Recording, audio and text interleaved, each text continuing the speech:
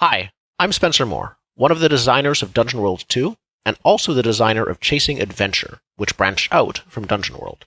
At Gen Con this year, 2025, I had the privilege of talking with two other designers of games that branch out from Dungeon World as well. Trenton Kennedy, creator of Grimworld, and Jason Lutes, creator of Perilous Wilds, Funnel World, and Freebooters on the Frontier. In this panel, we discuss our experiences creating these different games that build on the shoulders of the same giant and answer fan Q&A. Please enjoy Hacking and Slashing Dungeon World. Okay. Welcome, everyone, to Hacking and Slashing Dungeon World, where I'm joined by two lovely guests, but my name is Spencer Moore. I'm the creator of Chasing Adventure. I'm also one of the two co-designers of the upcoming Dungeon World 2, but I'll be mostly talking from this panel as my experience as the designer of Chasing Adventure. Here, I'm happy to be here. This is my first Gen Con and my first panel, so I'm brand new. Thank you. It's been exciting and amazing so far. I will sort of tell my story later. I think we'll do introductions, then we'll sort of go into like what our story is with our own games and like our story with Dungeon World. Mm-hmm. Yeah.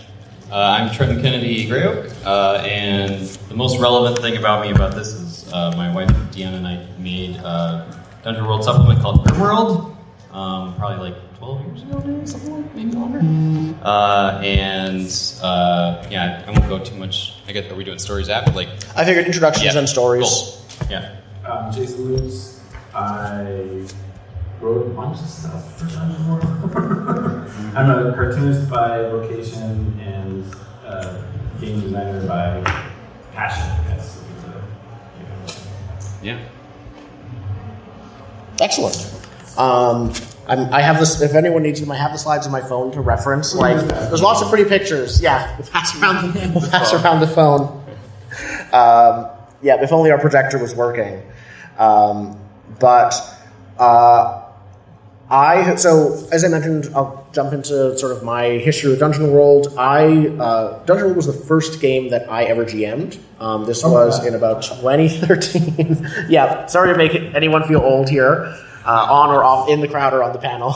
I got started with role-playing games in general in 2012. Started with like D&D 4th edition. My GM said, let's try Pathfinder. And then eventually I was like, I want to try GMing Dungeon World. This game looks awesome. Let's give it a shot. I haven't looked back since. I've GM'd a ton of Dungeon World, mostly like convention one-shots. Since that campaign back in the day finished, I've moved on to like so many other games as well, based on that. Different Power of the Apocalypse games, entirely different game stars at number. But in terms of my relationship with Dungeon World, I never really ever fell out of love with it. I made playbooks for it. I made a playbook called the Mercenary, the class called the Mercenary, which is sort of the extra one. I was like, hirelings are awesome. What if I make a class that's kind of about managing a group of hirelings? And I think it worked well. I went back and reread it after 10 years, and I was like, this is still good. Yeah, it's good, nice when that happens. Yeah. It doesn't always happen. No, it does not. Sometimes I'll be like, what was I thinking? Yeah. For obvious reasons, I can't sell it, but I made a fan Witcher class as well. After reading the Witcher books, I was like, I'm going to do a Dungeon World class of this. And I did. So I posted that for free somewhere on the subreddit, I believe. I think I ended up like managing the subreddit a bit for Dungeon World. I'm one of the moderators on it. And I've sort of always felt and been pretty connected to Dungeon World as a game and community, especially after the shutdown of Google+. I only arrived in Dungeon World on like the tail end of Google+, so I was involved in it. But other people, I think even some of you guys were like much more involved than myself in that community. But eventually someone posted to the Dungeon World subreddit saying, hey, I want to make an animated D&D campaign, but I want to use the Dungeon World system and I'm looking for a GM. So I responded like, yeah, that sounds fun. I'm willing to try GMing for it. I know Dungeon World well enough to know that if you want to have real live recorded sessions that you want to like set up to animate quickly and have an entire adventure in an hour or less, you cannot use Dungeon World as it is. It's a it's great, but you need to cut even more. So I was like, okay, we don't need multiple. If you want to like have a single thing resolving what happens, we need to cut it down to one roll instead of roll separately for damage. We need to like make some changes to make this fit this very fast animated format. That's how Chasing Adventure got started. Was this like hack for a show that didn't end up happening. We experimented for a few years. It was going well. There was no issues, but it was just more like perfection is the enemy of good kind of thing. So the show didn't end up happening, but I had this like hack of Dungeon World that was, I had made it like much more action oriented. I had reworked the playbooks already that the players in the animated campaign were using. I had changed the rules significantly, and I was like, I don't really want to give this up. So I started sharing it. Then I eventually came up with the name Chasing Adventure. It was originally like Dungeon World Abridged was my temporary name for it. And slowly over time, it started just like, here's this free game. But as I kept working on it and kept refining it, eventually I realized I could try to like make a game out of this with a printed book. I eventually spent about a year reformatting the game to be. It used to be all of the early editions of Chasing Adventure, which are still available on Google Drive. You can see they're all in horizontal layout. I spent a year reformatting everything, including the printouts, to be vertical layout, to be portrait. And then I got some art. I put a cover together, and I ended up doing a Kickstarter for printing a hardcover version of Chasing Adventure. It succeeded, which I'm very glad to say. It just got over the line, but it was a success. The books have been printed, the books have been shipped out, and now out of the 250 that I originally printed of hardcover, I have like 7 left. Technically, they're all, I'm out of normal ones, and then after a bit of time, I took the couple that were damaged that I received with like a small scratch or something on the back of them, discounted them slightly, and those are the ones that are left.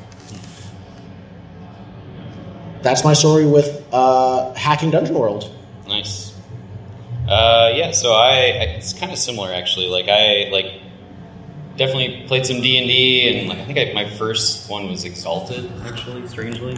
And it felt like D&D always kind of just lacked something. Like there's cool stuff in it, but it's just like there's something about it that just, especially at 4th edition, it was just like, I mean, this is kind of a fun board game combat kind of thing, but it's like I want more of the story. I want, basically, it was lacking like the play to find out what happens. That was the big thing.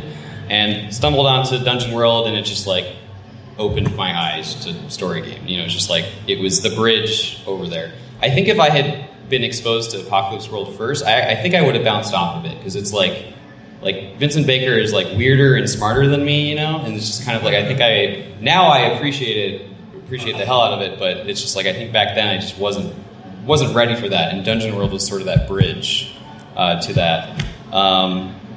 And I had already started, I have a game design background. I had already started hacking it, added classes for my players and things like that. And I believe it was Inverse World was probably the first. Everybody remember that? Yeah, the first Kickstarter that for a supplement for Dungeon World. And my wife Deanna and I saw that, and we're just like, we should do that. Like that looks cool. Like we should just make a supplement. So we did a Kickstarter that went really well, and it was funny. We tried to we had a lot of content already made, but we weren't really sure how well the Kickstarter was going to do. We didn't know how big the book would even be, and then it did really well, and we're just like, we should make this bigger. And so we ended up getting community contributions and stuff. And we had a bunch of community people. We had a couple classes and some different things. The big thing we did was death moves. It's something badass happens when your character dies. And then we just had a lot of more grimdark classes and things like that. I love making classes. And then so we did that, and we got the books all out there, and I think I continually get emails, people asking, it's like, hey, are you gonna like ever do another print of the books? And it's always just like, I don't know if I have time. But Deanna said that recently, like, she's gonna put it up for like print on demand or something. But we'll see if that happens. What else? Since then, I've kind of fallen like face first into mega games, and I'm like sort of bringing the story games ideas and things to that, and that's kind of been my focus. Like I haven't been doing, especially since COVID, haven't been doing as much like at the table story game RPGs and stuff, but it's still like a passion of mine. And Trenton just oversaw a 200-person mega game. Yeah, Thursday we ran First Contact for 200 people. Largest it was in North America in history. It's a world record. Thank you. Continental record. Yes. Outside of the UK, basically, yeah. So that was fun. But yeah, Dungeon World is just it's really special to me, and I'm super excited to see that it's being carried on and going to new cool places. So I'm excited about that. But yeah, Jason. I'm the old man here. Maybe in the whole room. Yep, I'm the old man. You're not very old. Not yet. You just got a beard. It works out. 1978, I was in 5th grade, and my teacher actually bought OD&D, the white box set. I don't know if you guys know what that is. It's 3 little beige booklets.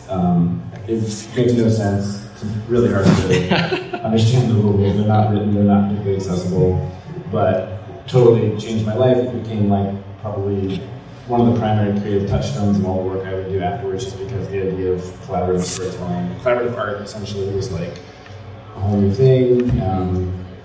So I played every RPG I could get my hands on through high school, stopped for a while, went to art school, ended up teaching, became a professional cartoonist, and then I now work at a 2-year MFA program in Vermont where we teach people how to make comic books, and I can't remember what year it was, probably like 17 or 18 years ago.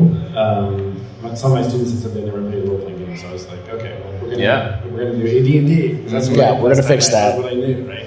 And I ran AD&D, and I was like, oh my god, this is so hard. We had a great time, but it was challenging. And then I just, weekly or bi-weekly, I'd run some games for my students, and then there's like a 1-2-3 punch of Jason Morningstar, who did a game called Fiasco, an indie game called Fiasco, sent me a copy of this book. He was a fan of my comics, and he sent me a copy of this book. I just ran across the DCC RPG, this kind of over-the-top gonzo, more traditional role-playing game, and then I found not Dungeon World, but Adventures on Dungeon Planet, which is the kind of sci-fi version of Dungeon World. Yeah. And I ran that in one shot, and I was like, what? Because what the amazing thing for me is it took me right back to being 10 years old, because it was really when we were all that age and trying to figure it out, and because the rules were so poorly written, every play group around the world was basically creating their own play culture and figuring out how the rules worked for them. So it was much more freeform and open, and the Dungeon World. And yeah, thank you for bringing up Vincent Baker, who wrote Apocalypse World, where those are the originators of this engine. Yeah. And Dungeon World became the most popular iteration of that engine, but their work was, they're very generous with everything, and absolutely brilliant game designers. But all that, like having all those 3 things happen at once, blew my mind, and I was like, forget trad games. I haven't totally forgotten them. Occasionally I play them, but all of a sudden AD&D just seemed like a clunky machine that was like just leaving gears and bolts behind it as it moved along. And I was so inspired, so I just switched over. We were running actually a Pathfinder campaign, and I was like, I'm done with this. And I converted it into Dungeon World, and then we just kept going with that, and it was a great experience. And then I was so kind of in this fever of excitement that I wrote an adventure for Dungeon World called Servants of the Syndic Moon, which was my first Kickstarter, my first RPG Kickstarter. Yeah. I can't remember how much I printed of it, but it was like printed at a local print shop and shipped out. And then I just kept I just kept going back and making new things. And I made Funnel World, which was like taking the DCC RPG idea of a funnel, where your characters who all die or most of them die. Which I ran for my bachelor party. I played it once, actually. All 4 of my characters died the one time I played it. My bachelor party story is my friends took me to like a cabin in Vermont and just, we were having drinks and playing games. And then Vincent and Baker walked in the door. What? That's great. My friends had like secretly invited them. That's cool. Right, yeah. So we had some good bachelor parties. Nice. Yours sounds better. But yeah. And then I did a game called Freebooters on the Frontier, which is calling back to my experience with D&D when I was a kid, with all these present-day influences, looking back at that and making a new thing, which is kind of... And then I'm working on the second edition of that right now. I've put out a number of... There's a lot of stuff on DT Drive-Thru RPG, a lot of my stuff. My publisher name is Lamp Black and Brimstone. There's probably like... There's a lot on there. Yeah, you got a lot. Pretty short, but yeah there's a lot on there. And I am publishing a game called Stone Top, which someday, I promise, it'll come. It's very late. It was the last comments on the Discord. Yeah, I was like, when is this coming out? Jeremy's working on the last 2 chapters. He just told me that July was a very hard month for him, but he's promising to... You guys are doing very good with updates, honestly. What's that? You guys are doing very good with keeping people up to date. Like, it's been long, but it's been pretty transparent and like, here's where we're at. I appreciate that, but I got a lot of pushback. I took like 3 months between updates last time, and people were upset. I've seen way longer. People are upset at it. Yeah, I know. Yeah. Anyway, that's the next thing that I'm publishing is the Stone Top, which is the Dungeon World engine, but then pretty heavily modified to be its own thing. Cool. Yeah. So, you also didn't mention you made the Perilous Wilds, Right. which is like one of the most recommended supplements people say. Like, if you're playing Dungeon World, look at this. Right. Yeah, that's what my most successful book is called, The Perilous Wilds, and it's a lot of prompts for generating overland travel stuff, fantasy world stuff. It's based on Dungeon World. It uses Dungeon World rules, but a lot of it is kind of you can use it for any fantasy game. I definitely stole some of that for doing like a West Marches campaign. Oh, Just nice. like I'm taking that. And I read when I was making Dungeon World 2, I was like, I'm reading the entire thing of this just to at least get inspiration and read through it. Yeah. That's so great. Yeah, I really appreciate like the art style too. Like it's like simple but really evocative. And do you do the art? Or do you... black and white. Yeah. Nobody else me that. Okay, I'm curious. Yeah. No, I love hiring artists and saying, draw me a sea monster, and then they turn it in, and I'm like, great. Yeah. That's amazing. Like, Yeah. here's 4 by 7 inches is the space on the page. What do you got? And I love paying artists, and I love just getting surprises in the mail. If I have to draw it myself, it's like I know what it looks like, and then I have to draw it. That's what I want. I married an artist, so I don't have to pay her. But yeah. And then after that, I just recently did a book called The Perilous Void, which is like the Perilous Wilds, but sci-fi stuff. And it's strictly I need to- system neutral. There's no system is connected. I need to read that.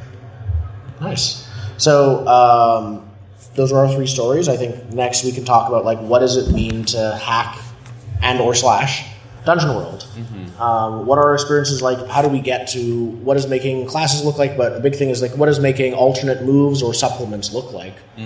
I can start if we want. I think about the what I started like with. I'll speak to my experience making Chasing Adventure. The first question that I asked once I started rethinking it from just like the shortened down Dungeon World to like, okay, it's its own game. What is the vision I have for it, and where does it differ from Dungeon World? For the purpose of Chasing Adventure, I wanted it to be sort of condensed and more action focused, and I wanted it to be like put like nitro fuel in the engine that is Dungeon World and just have it go faster. So the first thing that I would say is like try to figure out what is special about the rules you're making, whether they add on to Dungeon World or whether they change it. Know your vision, and it might just be I want to fix some things, or like I want to do the same thing Dungeon World does, but better in this way, or smooth over this type of what I call friction between the game and the experience. And But I think that's probably the first tip I would add is like figure out the intent behind it. Mm-hmm. Do you mean like theming or mechanical or like just both? Like kind of both. Yeah. I tend to start with themes and build mechanics around the themes to try and create specific experiences. Mm-hmm. Not everyone designs that way. But that's sort of the order of things I design. I start with the theme and then build the mechanics around that. Some people will start with like, these are cool mechanics. What is a theme that will fit? Yeah. But I'll that's my first step. I think we can probably just like throw the ball around. Yeah. I'm curious, what was the genesis of Grimworld? What was the genesis? I mean, we like actually it's weird. So if y'all remember original Dungeon World, there's a weird rule when you're creating characters of like Constitution, like everything else uses the modifier, but health points uses the full stat. I literally didn't realize that when I was first playing. It was like, everyone has like, I don't know. Yes, my first session was or... like, they had, I think the wizard had like 3 health points or something like that. And it made for this very deadly, like, grim, like, oh my god, we're all gonna die. Yeah, 1d6 damage is way too much. Yeah, and it's like, it was too lit, like, that's a problem, but it was also like, it kind of stuck with me too. Like, it was pretty interesting, like, to have like a very dangerous world, I think. And I think that kind of stuck with me. And then like some of the classes I had been making were kind of more, a little bit more grim, a little bit less like high fantasy and more like grimdark and stuff. And I think that just came together. I don't remember, like death moves were like a big part of Grimworld, and that was like, I think that was also part of it, of just like having it's like I actually, in hindsight, it's like I don't, like death moves are cool in a certain thing. I wouldn't say everything needs anything like that, but it was always like, okay, like if I was never a big fan of the death, what's it called? Last Breath? Last Breath, yeah. I felt like, I think that can be really cool, but it's also like, it's one of the stranger things in the system, you know? Yeah, there's a bit of double randomization because of how variable damage can be. You don't know for sure when you're going down, even when low health, and then you roll Last Breath. Yeah, and then it's sort of it can be like a bargaining with death, or, you know, sometimes, like there's a little bit of words in that. It's one of the few things that the game is like, here's a specific thing of the setting. Death is a thing, the Black Gates of Death are a thing. Yeah. Some people love that. Yeah, I think it can be super cool, yeah. It doesn't quite, like nothing else in the game it gives you specific setting, like, aspects. Yes, exactly. Yep. You said the wizard had 3 hit points. Was that because of a misinterpretation? Yes. And why did you arrive at 3? It was something low like that. It was like, because it's supposed to be like everything else uses the modifier, but it's like Constitution. Yeah, maybe it was like 6 or 7. No, I'm not questioning your math. I was just the math. I'm just like, so because we added like 1 plus the modifier. Right. And it was supposed to be the full Constitution. Yeah. They take pains to say con versus Constitution. Yeah. That's so confusing. So what you're saying, if I understand you, is you played the game, misinterpreted that rule, it made it more deadly, and then Grimworld partly came out of... Yeah, it kind of stuck with me of just like, because a lot of times, like, we as at the table, like, we tend to pull our punches, or at least, like, maybe I do, and that was the first time where it was like, it's like, my players are about to die, you know? It's like, I know other DMs are probably, you know, trying to kill their players at all times or something, but for me, it was always like, I wasn't in that, just like that system sort of made it dangerous, and then that kind of opened my mind a little bit. Now the system has written the system. Exactly, Which is much more like in the old school. That's what I was trying to do with Freebooters, was like get back to that feeling. Your character could die pretty easily if you're not careful. Yep. So that's really interesting, because maybe it was less of a vision, like Spencer's saying, and more of a impulse, or like you wanted to keep or examine that feeling. And then like a lot of the classes kind of happened to be like, I was playing with the Channeler, which is like, it's a magic user, but you're literally using your body, and your body is being destroyed as you're like channeling this magic. Or like the Shaman, who's this like very creepy, like, you know, spirit talker kind of thing. And so it was already, these are classes I was already sort of playing with, and then it's just like, these are all kind of like, they could exist in a more grim, dark setting, and that's kind of how it came to be. And would you describe your process of design hacking like play?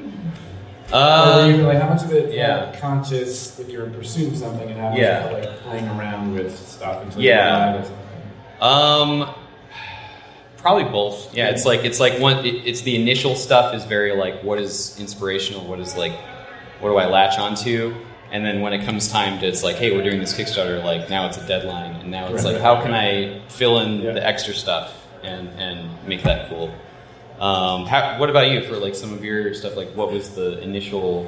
I'm totally, my whole creative life is like I have an impulse and I follow it to the bitter end. Yes, like, right. The comic book that I'm known for took me 22 years to make. Yep. Because I was like, I'm going to do this thing, and I really didn't know much about the thing I was about to do. And it took me a very, very long time to do it. Yeah. And with the game design stuff, it's very much like I have a feeling. It's like, what if I like to play D&D when I was 10? Or the thing that I have like probably always do like half a dozen other things in some form of development, right? And I would, at one point I was like, Gothic, like medieval Romania with the characters from Darkest Dungeon, right? How do I make that? What am I looking for there? Like a sense of like some kind of doom clock ticking down, and the world, the land being overcome by corruption, and that. So I'll just have that impulse, and then start to do playbooks. I think I probably tackled playbooks first, right? Because those are so forward. They have the work on that. They're so forward of the whole. Yeah. It's also like playbooks are just so cool. Yeah. Like as a like anytime I play a system and it's just a blank everything and it's just like, well, it's intimidating almost. You know, it's like I have to fill all this stuff in, or I have to like find it in a book. Where it's like playbook, it's just like if you find the right one, it's just like, yes, this is me, and there's still choices and things on there, but it's like, yes. It's the first thing people look at in so many games for so many reasons is character creation or similar. And it's so funny how a lot of people, when they first encountered them in the world, they would look at those playbooks. A lot of people are used to trad games. So they'd be like, there's like adjectives to describe your book or whatever, right? Yeah. Oh, so I can only choose from these. Right. Like, they'd be like, oh, this game is so limiting. They really saw it as limiting, whereas those of us who kind of understood what prompting, doing, it's like, it's, So like, you don't have to choose any of those. Yeah. You can write your own adjective. Right. Yeah. It's just that there are check boxes, so there's the implication that like you must choose these things. Or the names is the same thing. They would suggest names, but people would assume you would choose one of those names. Right. Yeah. Which is like this weird, because you're absolutely right, the playbook is such a brilliant design thing, because it gives so much to the player to respond to, and you can do it quickly. Like it takes like a matter of a couple minutes to have a character put together. I'm curious your takes. Like it's kind of a balance. Like when you're designing them, it's like I still like to have like a progression carrot of like some of the later moves that you can unlock. But like I found that's like you do want to front load a lot of cool shit. Like you want like right off the bat some cool choices and some cool stuff, but you also want them to be excited to keep progressing. One of the things I designed Chasing Adventure for was I wanted to play really well in one-shots. I was like, you go through it during a one-shot, you have very fast character creation, you're ready to go, you jump into the adventure, and then because leveling up is also easy and fast, if there is a good moment to take a break in the middle of the one-shot, I'm like, okay, you all level up. Pick an advancement, let's keep going. Yeah. And I sort of kept thinking about, and I ran Chasing Adventure as one-shots as well as campaigns. I kept thinking about it from that perspective of like, how fast is it to make a character? How easy is it to jump in? Does when you're just looking at the printed playbook, is everything you need on that and like the basic moves? Is that really everything you need? And I tried to make sure it was. Yeah. Trying to get that play experience down, because that's how most people are going to experience games, supplements or not, or through one-shots at conventions, or even with friends. They're like, let's try this game once and see what we think. Yeah. That's interesting, Yeah, for me, my approach to the playbooks was, for Freebooters on the Frontier, I think that was the first thing I really wrote playbooks for, but with the 4 basic classes, it was like, I want each one to have a really specific formula. Like I said, the cool stuff, you gotta be able to do something really cool and fun right out of the gate. Yeah. And then that other stuff, the advanced moves are like gravy, and hopefully they're varied enough where each character can feel unique. So the thief could spend luck to help his rolls. The cleric could, obviously ask their deity for help. and the deity being basically the DM. It's like mechanized, but the DM basically like decides whether the DM is God. In that instance. The magic user, all the magic user spells are randomly generated from a couple of words in combination, so you have to you have to kind of negotiate with the DM about what your spell can do. My spell is Burning Hand. And you get to sort of, just based on those words, you can decide how it manifests, and then the fighter can basically has kind of momentum that builds up the battle. Driving forward. So with those, you obviously want niche protection where every class has its own special thing that it does, and if you find them, if they're distinct enough from each other, in this case, the biggest challenge being how do I make them with the magic user more distinct from the cleric, because they're both doing similar things. Then right out of the gate, you can have that. Each person can feel like fun and kind of have some ownership of that specific character type. That reminds me. Like the other really cool thing that I learned over time to do is to like give the GM lots of hooks on that front page of the playbook of like what choices the players are making. Like that should give the GM like tons of ideas of like how to use it. Like one that comes to mind is like the Slayer. I forget what it's called, but it was like your hunting buddy. It was sort of like the Giles from Buffy or Bobby from Supernatural. It was sort of like the person that is kind of a side character that they go to for help, and it's already and they're helping flesh out this NPC. The GM can just utilize. They can. It's like any kind of hook like that. That it's like you as a GM, you see that and it's like yes. Here's how these are going to fit together, and it inspires you. Yeah, another great thing that comes out of indie games is that where your character is not just your traits and your whatever's in your backpack. Yeah, right. It's like on your sheet these are your contacts, or these are your enemies, or things that connect to the greater.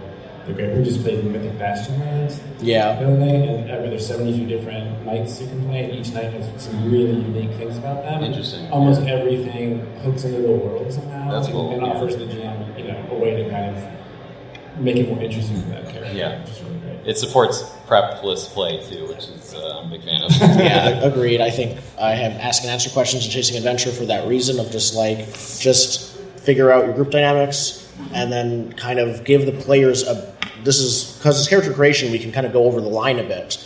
And so the players can just be like, here is a thing about the world that's related to my fighter or my wizard. Here's something about magic, and here's a few questions on the playbook that the player can just be like, this part of how the world works. And this is, by saying that, they're like, this is kind of what I'm interested in. This is kind of like either what I want the world to be or what I want to explore or struggle against. It works really well for getting, especially in a one-shot, people get invested immediately if they start telling part of that one-shot. Yeah. I wrote down master the system, because this was something I struggled with at first, which was like knowing, like with Apocalypse World system, knowing that a +3 is like extremely good. Looking at the dice math, and it's like if players are getting a +3, it's like extremely good. And like it felt like, especially early on when people were putting out classes and stuff, it was just like sometimes you'd get to like a +4 or more, and it's just like whoa, like why are you rolling the dice at that point? And Dungeon World 1 had that, I think that was just inherited a bit from Dungeon World 1, which lets you have multiple +3s by the time you reach max level before you start adding +1 bonuses from assistance and advanced moves. So that makes sense, but I agree with you. Yeah, just like know what it's good at. And it's like there's a reason that they tried to, is it level 10 is the max, right? It's been a little while since I played Dungeon World, but it's like this can't be a long campaign for this progression. And it's just you become too powerful to adventure.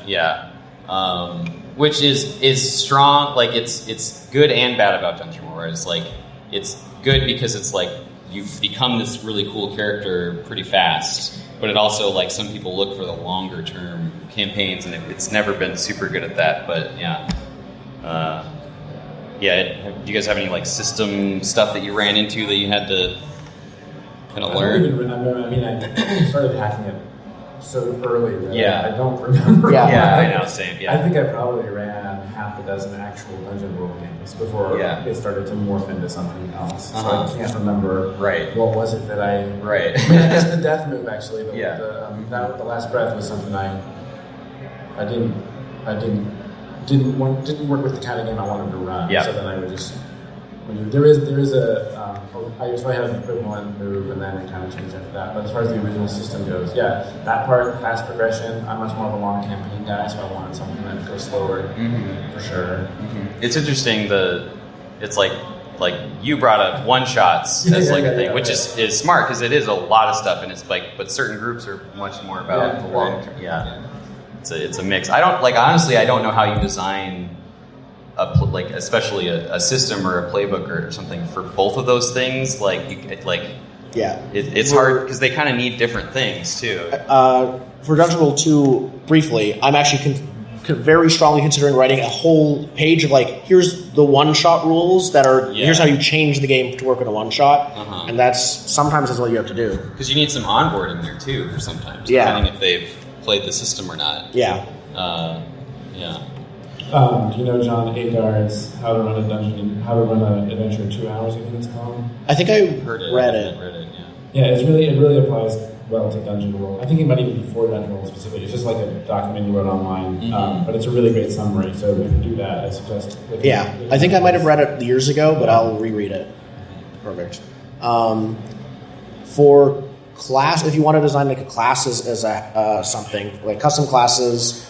Something that I find really useful that I only recently learned while making Chasing Adventure was class touchstones and a list of class GM moves are very helpful for telling the player this is the type of character that this class is meant to be like, and telling the GM these are the kind of challenges that this class is meant to either struggle against, highlighting them in one way, or be really great at, highlighting them in another way.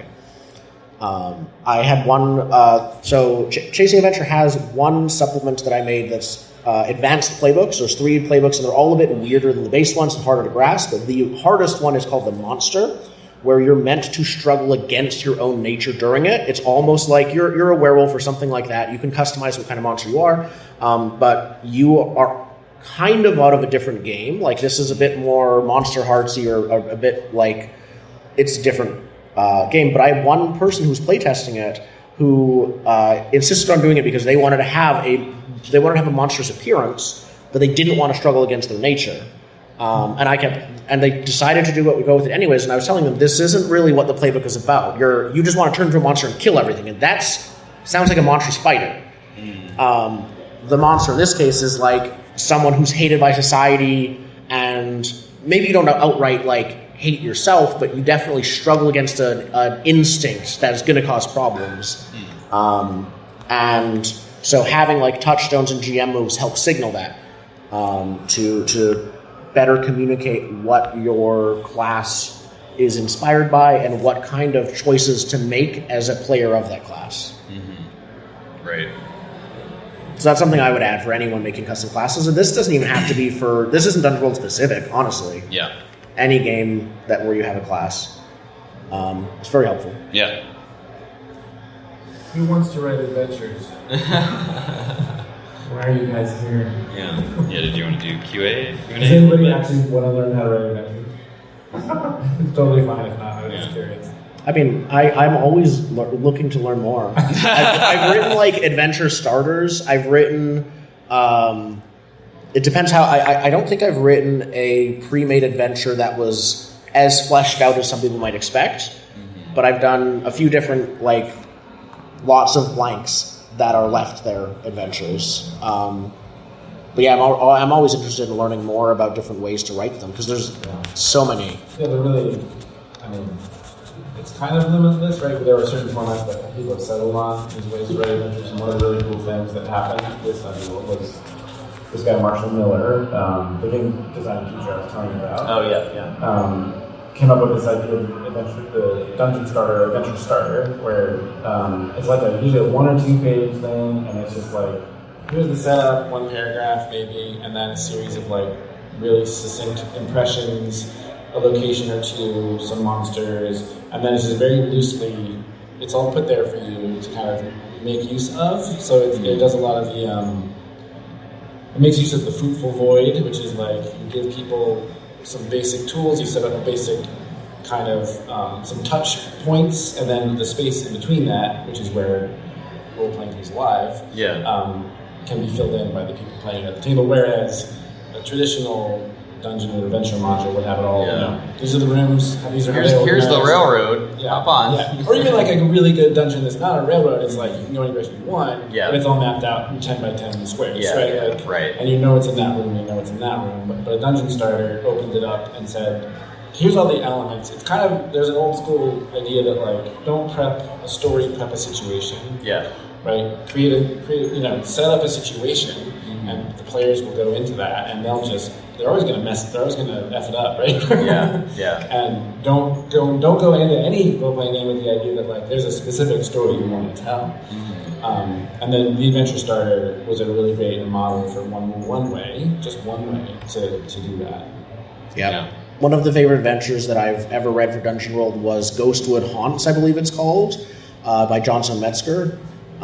It is like 100 pages, probably about the size of the Dungeon World 2 book, so like not letter size, but smaller pages with an entire detailed situation with multiple like dangers, multiple locations within these woods, with custom classes that you can add into the regular ones, with custom rules. But the entire thing was, here's this situation with all these gears turning in this. What happens now once the players arrive? I think Johnstone even did a thing, maybe it must have been a different one, where it was a book like that, and each page was a different area, and when you moved from area to area, you would just open to a random one in the book. Oh, that's right? cool. Okay. So and I think it was either a forest or a cave system or something, but you could and it didn't matter what, but obviously as you play, the order in which you encounter things makes a huge difference, but no two groups would play the same, would find the same stuff. That's interesting, yeah. Agreed. That sounds like a cool tool. Just like a lot of cool stuff like that. Yeah. Anything else we want to say about hacking before we open to Q&A? I have my own questions, but if people here have questions. Okay. Do we want to bring a mic, or do you want to... We can... Yeah, let's... I'm curious, what do you think about when you're hacking the basic moves? Like there's a lot of designing custom moves in PvP games, but hacking the actual basic moves to change the feel of the game, changing the way ARM works and the way your hack and slash equivalent move works. What do you do how do you approach that?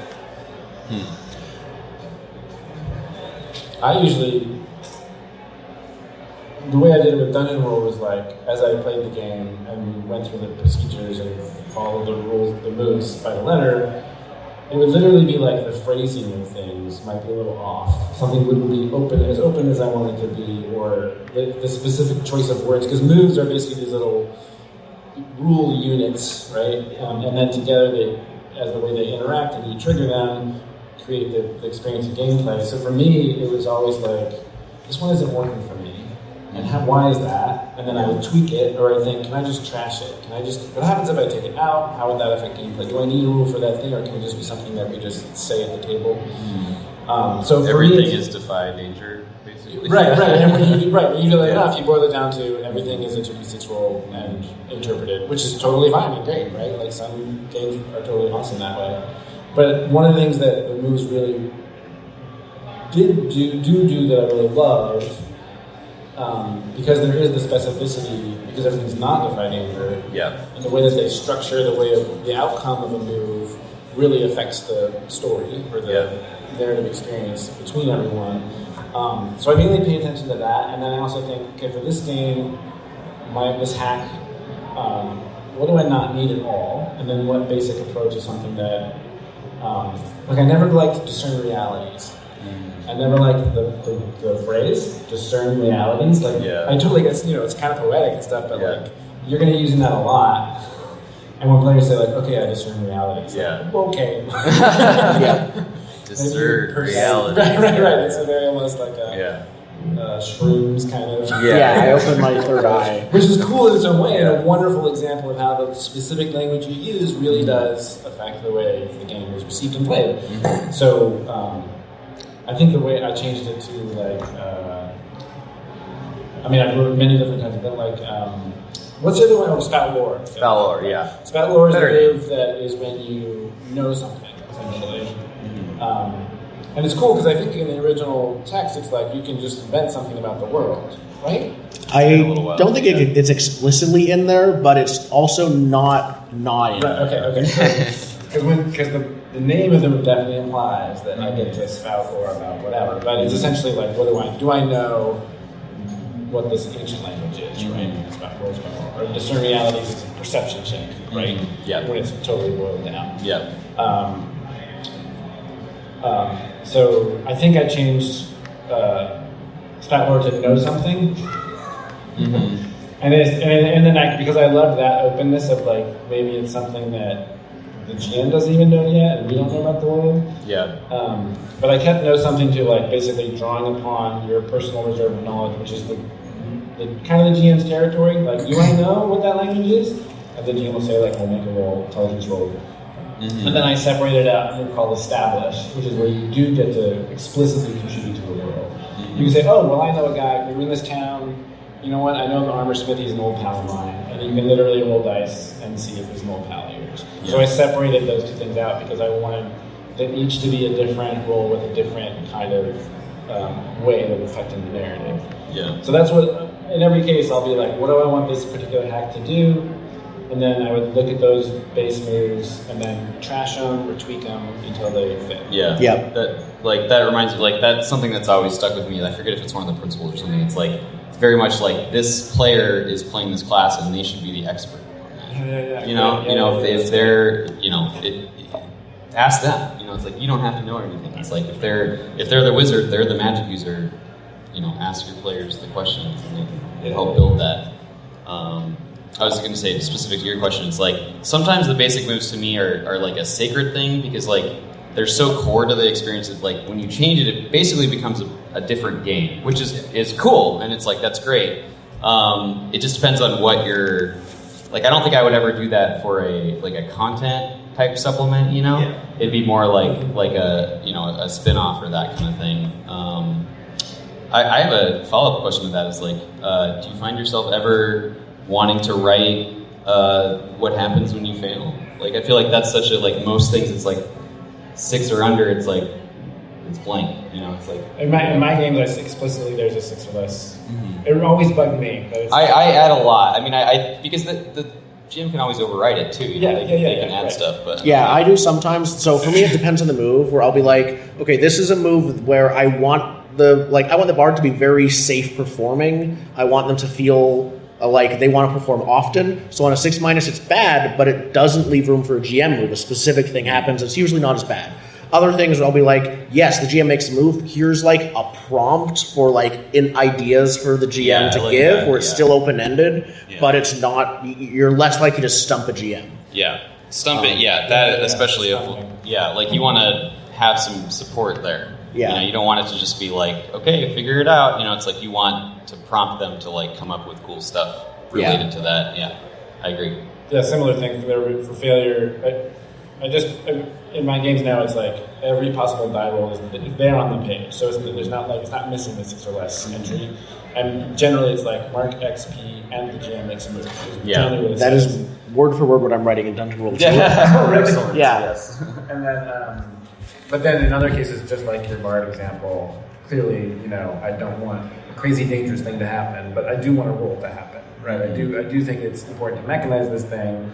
And one of the things about PBTA is because there's that cascade of 7 to 9, 6 or less and 7 to 9, like things can just snowball. Mm-hmm. But I don't always want there to be the snowball possibility. So there are definitely some places where you want to kind of like close off that option, keep things kind of cool, but you still want that unknown outcome of the roll. Yeah. Mm-hmm. Any other questions? Yes. Earlier you mentioned the basic moves kind of being core to Dungeon World, where you're like tweaking them and kind of become its own thing. Are there any other parts of Dungeon World that you think would fall under that same umbrella of like core design?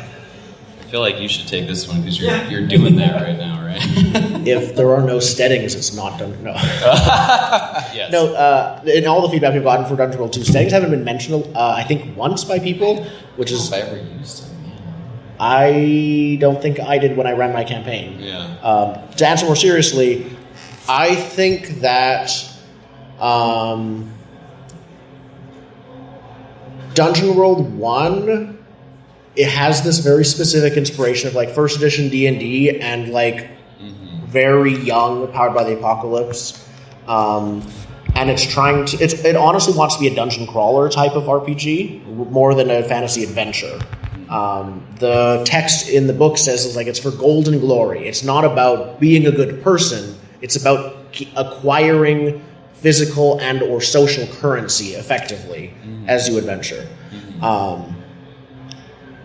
Because of that, I think for that type of experience, the callback to original D&D, I think just having the type of dice that it does, having the HP and stuff, even some people who have been saying Dungeon World 2 is too different, I see where they're coming from because we've removed some of that for the second. But for the first one, it's like, yeah, that's the type of experience you're going for. For Dungeon World 1, polyhedral dice is like cool from a tactile perspective.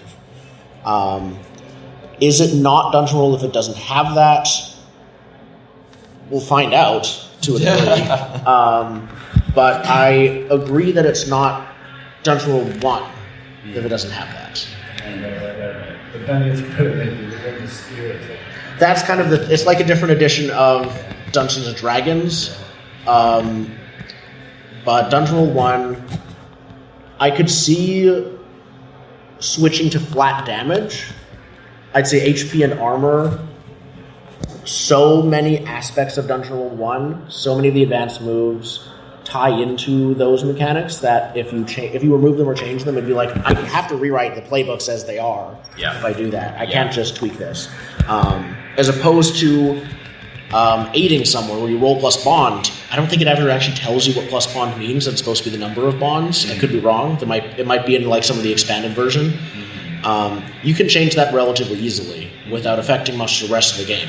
Yeah. But the more related to the rest of the game a mechanic is, the more core it is, I'd say, to the game.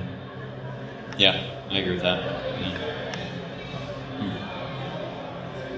Okay. We have... We're till 1:30. Oh, yeah. We have another half hour. Yeah. So, plenty of time. Yeah. Any more questions? Yes. You mentioned prepless play a little bit. Are there any tools outside of the game that you use to help that happen?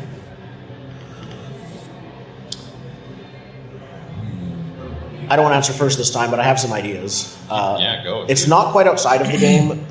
In Chasing Adventure, I wrote random tables into the full version of it, and sometimes for testing purposes, but also I kind of wrote the tables, and so like they kind of feed back to the type of prep I like. I will be like, some of the tables are adventure generator. Here's the adventure with here's a location, here's a person, an enemy, a treasure, and then there's other tables related to those. So sometimes when I'm running a one-shot, I'll be like, okay, I'll just roll 2d6 4 times. I have my adventure. I have, this is happening with here and with whom and with what. And then other than fleshing out NPCs and creating them, I'm done. But random tables, if they're done well, and almost this is entirely personal, but if it clicks with my brain and feels evocative, but still with blank spaces, that's what I need. Mm-hmm. It kind of, it sort of depends on your group too. It's how collaborative does your group tend to be, right? It's if there's people in there that it's you can just prompt them and they'll help you fill in everything. Where other people might be more, they're just kind of along for the ride. The more collaborative you can make it and people are enjoying it, it's oftentimes you don't have to prep as much because it's if you know each other, it's harder with a one shot or something. You generally have to have something prepared there. But I mean, there's been so many times where it's I'll do prep, ideas and stuff, and then we sit down and 5 minutes later we're somebody stole the face of the Empress and now it's this weird political fantasy thriller or something. It's this was going to be a heist game and now it's so why even bother setting stuff up? I don't know. It kind of depends on the players. Yeah, too. no, that's a great point for sure. I think all the no prep one shots that I've done have been like the Adventures on Dungeon kind of thing. Is like there was some kind of starting situation. It was literally like you're thrown into an arena, and it was like a Flash Gordon type thing, and we literally had nothing else about the whole thing, and then it's like the monster shows up. Ask a player, what does it look like? And the player describes it, right? So there's that basically. One of the tools is your players. And then beyond that, for all the one-shots where I didn't prep, it was something like an adventure starter where it's like one page with some things on it, some prompts essentially, to let you kind of improv off of that. There's something else that occurred to me, but now it's one-page dungeons. Which is this, every year they have a competition for one-page dungeons where it's literally just 1.5 by 11 piece of paper, people contribute, and it's sometimes it's a map, sometimes it's a series of connected ideas. But I've run lots of one-shots and literally haven't even looked at it ahead of time. I'll sit down 5 minutes before the game, give it a once-over, and then we go. And there's definitely enough there to do that. And those are all available free online, one-page dungeons. I'd say going fully no prep with fantasy adventure is a bit hard because a lot of the time, like, you need some kind of dungeon to delve into or threat to rise against, something to challenge the player characters, and maybe they create that themselves depending on the system. A lot of Forged in Dark systems are a lot more laid back and reactive for the GM. Pretty much most of them they stick the players in a sandbox, or the situation they're in is defined by the game.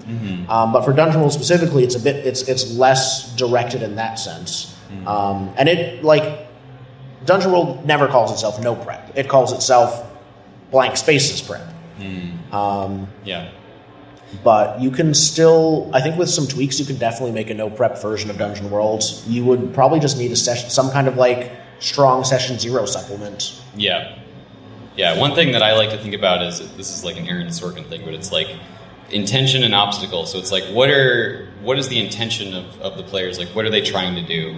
And then what is making it so they can't do that?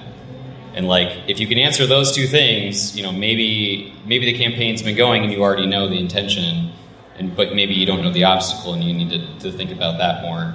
And then having tools that help you, that you can reference or things to get ideas for that. And that those tools might be the players too. You might look at their playbooks and see things, or get their ideas, or ask them questions, and then you can if you can answer those, that's like, now you have some drama, right? Like, you have an adventure on your hands, and you can play to find out what happens. I'm going to note down that framework a bit because one of my campaigns, I'm like, that second bit of obstacles is, I need to work on that a bit more. Yeah, because if they have an intention, there's no obstacle. It's like, you do it. Good job. It's like there's no... They have an intention. Yeah. The obstacles, they're trying to get through a gigantic ice wall. So it's less that they don't know their obstacles because they're trying to find a way around it. So they're wandering around the world looking for obstacles, for like ways to... It's a sort of a mystery. Okay, interesting. Yeah.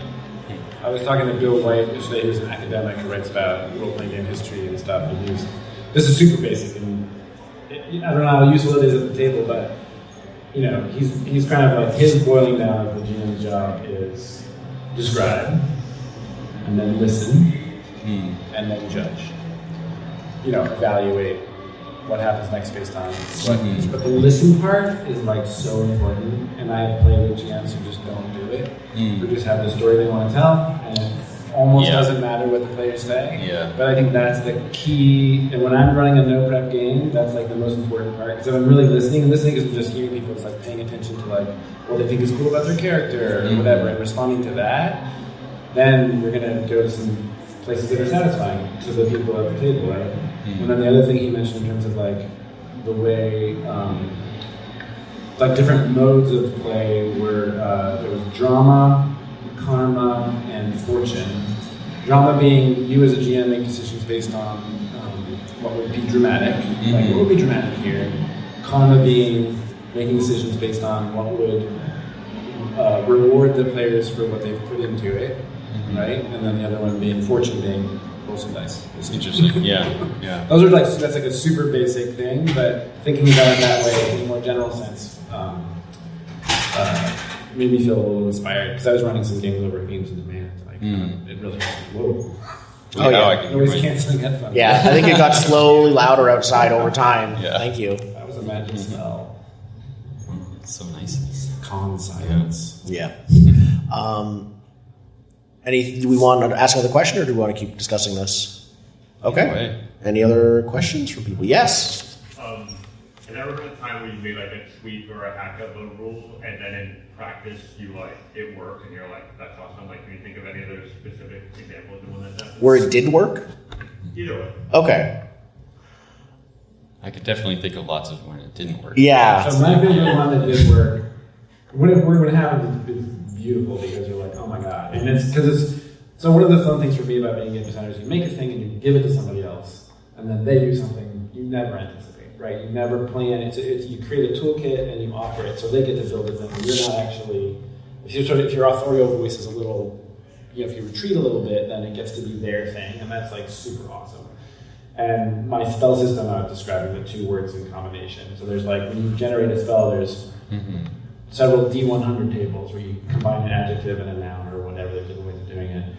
And I can in no way anticipate what kinds of spells will come out of that. But without question, everybody who's played the game and gotten back to me about it have talked about the magic users and how the magic users did this amazing, unexpected thing. There was one thing, I ran a game and it was like, Metal Talk was the spell. And the wizard, they were at a room, I was running Arden Bowl, which is this mega dungeon. And they got to a room, and there was this impenetrable door with a lock, and they couldn't, like, the thief's lockpicks broke, and the barbarian couldn't break down the door, and everybody was just like, wait a second. And he said, I'm going to talk to the lock. So we cast Metal Talk, and, like, rolled well, and but it succeeded. But I wasn't just like, you can't just talk to the lock and it opens. But what it allowed him to do was then negotiate with the lock. So then it moved into a negotiated role, right? That's and amazing. I could never have anticipated that.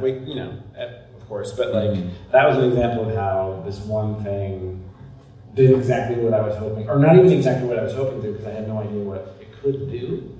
And on the flip side of that, in Freebooters on the Frontier, there's a system of bonds where but you get bonds by keeping company. So you like take a break at camp, or you're in the dungeon and you escape to a room and you take a moment to heal people up and stuff, and you can keep company, which is you roll the dice, and you can decide to have more, gain bonds with other people. You get closer to them, and then you can use those bonds to help rolls when you assist them. But it's like way too convoluted. And I can't even, I've run this game, I don't know, 100 times, and maybe twice people have used it. People love to keep company. They love rolling dice to like inform their social interaction, but the actual mechanical bond you get, it almost never gets used. So that's an example of one that's like, I guess it's not working out the way I imagined, I have to change it. I'd say one that worked really well for me in Chasing Adventure was actually when I added the push yourself move. Just taken from Blades in the Dark, shamelessly. But I was actually in a campaign of Chasing Adventure where it ended up slowing down, and this vast adventure thing, they were like, this is like one character's home city, we're going to spend time in here, we're going to like figure out some of the politics and talk to lots of people, and most of the time I would inflict conditions in combat, and like inflicting social conditions, like it can happen once or twice, but you're not going to, you're rarely going to suffer multiple conditions at once from a social situation. So they were not feeling the like pressure I wanted them to. So I added the push yourself move. I was like, you can roll with advantage, take a condition, very straightforward. They immediately drove themselves into the ground to get the extra dice, and it works really well. So every time, even in a one shot, once they learn the rolls and once a few rolls have been made, I'll prompt new players and be like, now, if you want to, you can mark a condition and roll with advantage. And like, so it worked really well. Half the time, even in one shots, they'll be like, I'll save it for later, or nope, I'm doing it every time. I'm always, just give me those conditions. It worked way better than I expected. Yeah, I can remember playtesting the Battlemaster in Grimworld and kind of struggling with, like, I had the vision for it, because there's other classes in different games that kind of do similar things, but it was always, for me, it's, whether they're a combat person or not, they have a plan, and it's like at some point their plan is going to come together and they're going to, something cool is going to happen. And this is before Blades in the Dark, and it was like, it sort of started moving towards a little bit of a flashback, flashback sort of thing in Blades in the Dark, and for a while it wasn't really working, and then trying different things, and then it was like, there was one session where it's like the player just got it, it's like, okay, I've had a plan this entire time. They didn't, right? It's like retroactive, but when they reveal this really cool thing and they connect it back to the things that seemed to be failures before, but actually I was setting it up. That moment was really cool, and it's like it's a good reminder that sometimes like these one-off mechanics, like it's okay if they don't always work, as long as when they do work, they're super cool. And it's, you don't have to stress too much that it doesn't work every time. And that's a great example of how some players just may not be ready to wrap their heads around that idea if they're used to tracking things, right? But that guy, that person, realized what was possible and then took advantage of it. Yep. So you can't design for every possible user. Mm-hmm. Yeah, people with different preferences and strengths. Mm-hmm. I have two other examples. One is my game uses luck as a currency. It's a stat and a currency, and you can spend it before a roll to add to the roll. Thieves can spend it after the roll. So thieves have that advantage of like rolling, see if they fail, and deciding whether or not to spend luck. But if you're not a thief, you have to choose to gamble luck, and your luck decreases until you level up, and then you regain some luck, but not necessarily all of your luck. So it's this decreasing resource, and then as your luck goes down, your luck modifier goes down.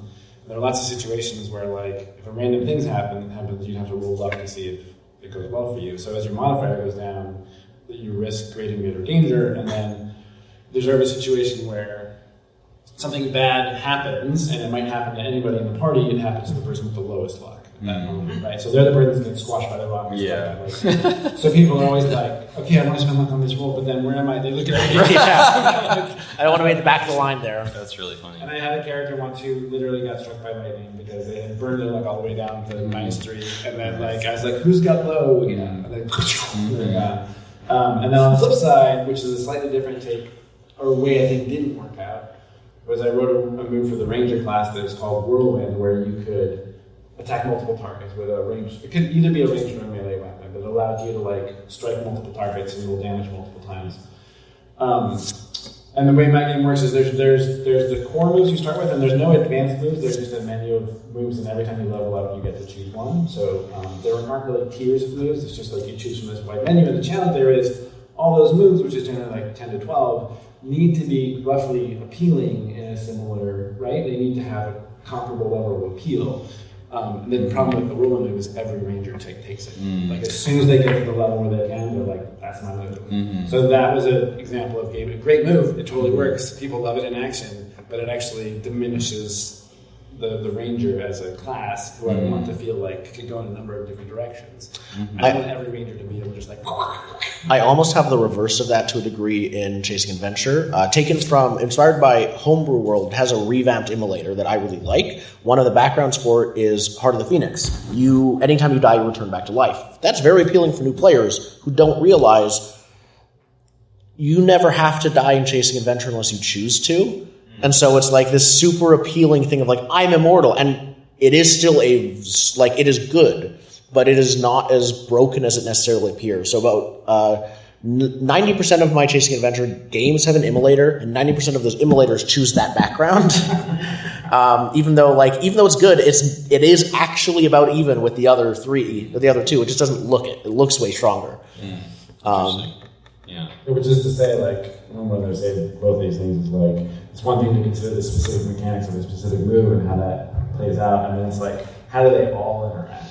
How do those choices, those options, how do they dictate or encourage certain directions of play? And that you only really understand that once you really see it in action. Yeah. So you can't hold all that in your head. You have to be playing with people and see how they roll that. Yeah, any kind of new mechanic, or even just tweaking an existing one, a lot of times you just have to play test it, and it may take a lot. I have a mega game example. I was designing a game where the players were these. It's a fantasy world, but they're playing these merchant companies that are going into the grim frontier and getting resources and stuff. And my first iteration of one of the mechanics in there was they are designing new products for different groups. And when I play tested it, we were sitting around, and basically it devolved into this like weird Shark Tank where they're like pitching hobbits on like a kitchen table that keeps their biscuits warm or things like that. And it's just like, this is not at all what I was thinking this game was going to be. And so it's like, all right, cut that. We're doing something totally different. So it's like you think Did you it's go? going to work. You lean into the Shark Tank, or you made? You know what? There is a game there, and I will get back to that game. But it wasn't what I was my vision for the game. But yeah, there is absolutely a game there. Or Shark Tank or something. Yeah. Yes. So it's like some things you just got to play test, and you just got to put it in front of people, and it's like they'll start doing stuff that is like, oh yeah, of course they're going to do that. Why didn't I see that before? And you have to play this enough where you get the person who responds to the battle master. Right. You have to. Yes. It goes both ways. Yes. You want to play this and see where it breaks, but also where does it Yeah. work, and maybe 90% Where's the shine? Yeah. Like, okay, I understand that now, and that only happens if you run the games and can see how people respond. Yeah, and I didn't change it for Chasing Adventure because it feels like more broken than it is. But yeah, how does the game work with people who work with it? How does the game work with people who work against it? Not as an intentional thing, but just from a preferential standpoint. Yeah. And also, what little things can you put in there to encourage or to like cue people into what they can do? Exactly. There's only so much. And that's you should leave horse with water, but and that's harder during a one shot when you're just looking at the playbooks and the moves versus the whole book. Mm-hmm. Yeah, whenever I run Freebooters with people I don't know, I'm like, okay, just up front, let you know this could be a violent, horrible game that ends with everybody dead. I just want you to know that. Right. It's good to Yeah. Any more questions? Okay. Oh, yes. Any questions? Oh, sweet. First question, with Stovetop, it's been in development for a while. There's been other games. Is there anything there where you're like, it's like obviously super too late in the development cycle, but have you looked at like, Chasing Adventure and been like, oh, I wish I had done X? Something smaller, or No, The like person looking over their shoulder meme where they're like stats not with Stovetop, because Stovetop is Jeremy Scramberg is the writer, so that's totally, he's got that in his head, and he may be. We don't have conversations specifically about that, but he is constantly paying attention to what's happening in game design, and I think that he is kind of, incorporated a lot of it. But I do, I think Stovetop is still kind of ahead of the curve a little bit on some of those things.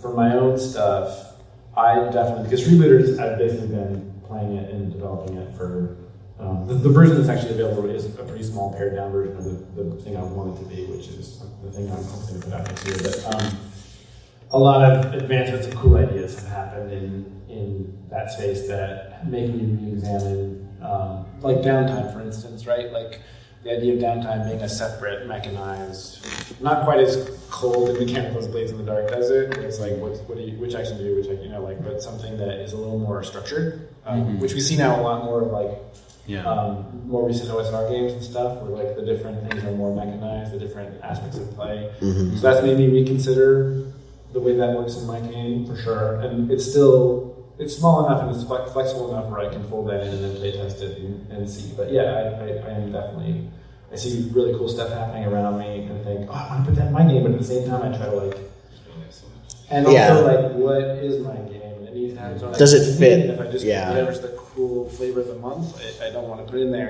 I have to be really think about how something incorporated would impact. Yeah. Lots of like, I'll save this idea for later, or this mechanic can be done. When I first read and played Firebrands by the Bakers, I was like, oh, that's what a diceless PBTA game looks like. And that kind of like opened my eyes a second time as to what this can be. That's what they ran at my bachelor party. Excellent. And I had never played it before. Yeah, it was so good. And so with that in mind, I'm like, oh, you can do all sorts of weird mechanical things with moves while keeping them as moves. Yeah. And just in conversation. Exactly.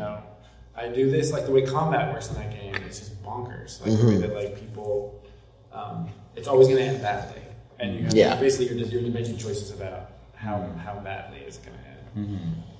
Yep, so...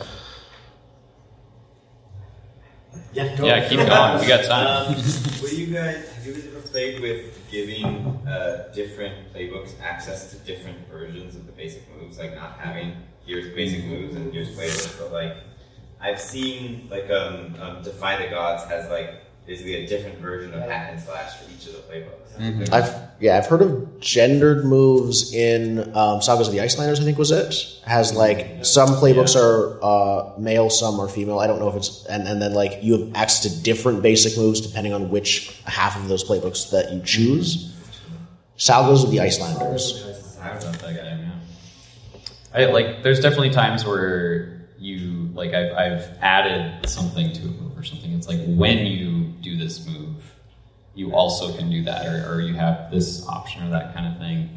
I feel like if I'm running a campaign or something, it's like I'm probably hacking the hell out of it, So it's like I'm replacing. It sounds like you do similar, like replacing a bunch of moves and kind of building this Frankenstein thing, but.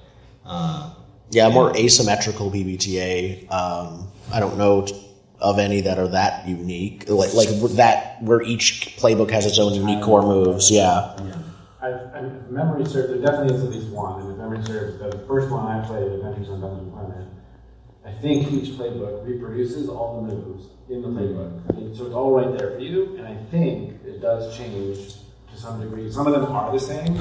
Whatever the equivalent of hack and slash is might be the same, but then one or two plays will have the same move title, so it's triggered the same way, but the way it works is different. So I think it was that game by John Steinmetzer, who really innovated a lot of stuff pretty early on, and unfortunately doesn't really make game stuff anymore. Oh, really? Yeah. But he really contributed a lot to the early growth. Huge amount, yeah. Definitely. Yeah, but I think there's a huge amount of potential there with doing that. I think the idea of what a group of player characters would be, off the top of my head, would have a different meaning when you don't have the core moves to fall back on. Of like, these are the things everyone does, and then the playbooks are the things that you kind of specially do that's just for you. If there's a much smaller pool of things everyone does, then hypothetically, depending on how you build it, I could imagine the players feel like they're less of... they would be more a bunch of people in the same place, but not so much like a team or not so much doing the same thing, depending on how it's built. It could be the opposite, where they need to rely on each other more because some of them have access to these moves and some don't. Or the person that did Ezekiel's Bed and Breakfast. What's the designer's name? Jay Possum? Jay Dragon. Yeah, Possum, the game. Yeah. Jay Dragon's new thing, which is not, it's in playtesting right now, is totally asymmetrical role-playing game where you're all wizards or sorcerers. And every single person has an entirely different thing they're doing with different resources, and they're all affecting each other. Have you heard of this? Quinn's Quest, I think, covered it. Or maybe like Morning covered it. But also, Kieran Gillen wrote it up on his blog. I wish I could remember the name of it. But everybody right now, I'm on a game design Slack, and it just, everybody was like... What's it called? J-Dragon, just do J-Dragon. J-Dragon. Okay, Wizards game. Perfect. Apparently it's a big commitment. But the people who played it have been like, that sounds like That's all for the panel. You can support Trenton by buying Grimworld on DriveThruRPG. You can support Jason by buying any products by his company Lampblack and Brimstone on DriveThruRPG. And you can support myself by buying Chasing Adventure on DriveThru, Itch, or SpencerMoore.ca. Thank you for listening.